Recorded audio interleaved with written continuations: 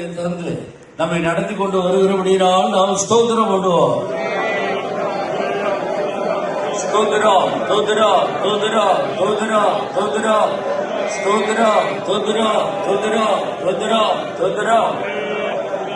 என்னால் முடியாது என்று சொல்லுகிற நேரமெல்லாம் அவர் நம்மை தூக்கி அவருடைய தோளில் வைத்துக் கொண்டு அவர் ஒருவரே நடந்து வந்தார். அந்த கடினமான பாதைகளை எல்லாம் நாம் அல்ல, கர்த்தரே கடக்க செய்தார், கடந்தார். எல்லாவற்றுக்காக ஸ்தோத்திரம் பண்ணுவோம்.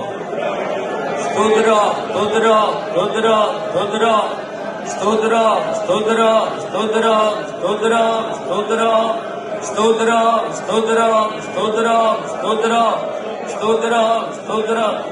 தாயின் வயிற்றில் உற்பத்தியான நேரம் முதல் நம்ம ஏங்க ஆரம்பித்து இருக்கிறபடினால ஸ்தோத்திரம் பண்ணுவோம். ஸ்தோத்திரம்.